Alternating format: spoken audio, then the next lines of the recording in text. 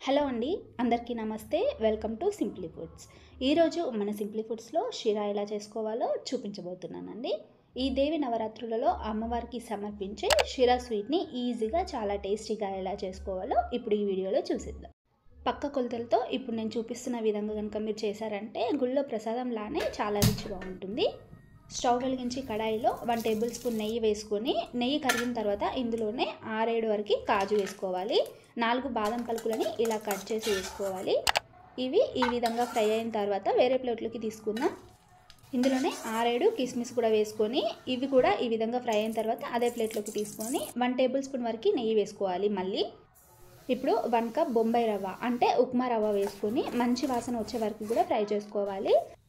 రవ్వ ఎంత మంచిగా వేగితే అంత రుచిగా ఉంటుంది షీరా స్వీట్. లో ఫ్లేమ్లో పెట్టుకొని మాత్రమే వేయించుకోవాలండి.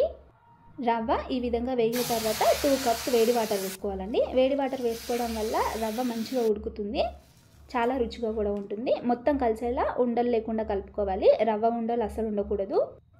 రవ్వ మొత్తం ఈ విధంగా దగ్గర అయ్యే వరకు కలుపుకొని ఇప్పుడు ఇందులోనే షుగర్ వేసుకోవాలండి. మనం ఏ కప్తో అయితే రవ్వ తీసుకున్నామో అదే కప్తో 1 కప్పు సేమ్ క్వాంటిటీ తీసుకోండి. మీరు స్వీట్ ఎక్కువ తినే వాళ్ళైతే ఇంకో 1 టేబుల్ స్పూన్ వరకు యాడ్ చేసుకోండి.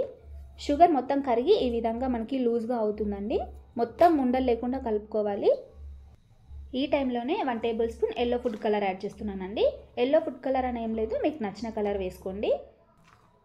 చూస్తున్నారు కదా, రవ్వ మొత్తం ఈ విధంగా ఉండాలి. ఈ టెక్స్చర్లో ఉంటే సరిపోతుందండి. ఇప్పుడు ఇందులోనే కొద్దిగా నెయ్యి వేస్తున్నాను. నేను ఆల్రెడీ 2 టేబుల్ స్పూన్ నెయ్యి యాడ్ చేశాను కాబట్టి కొద్దిగా మాత్రమే వేస్తున్నాను.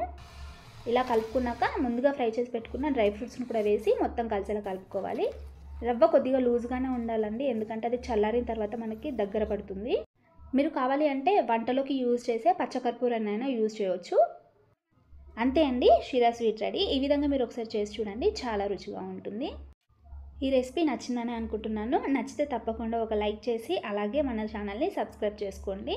బెల్ ఐకాన్ని టచ్ చేయండి. Thank you.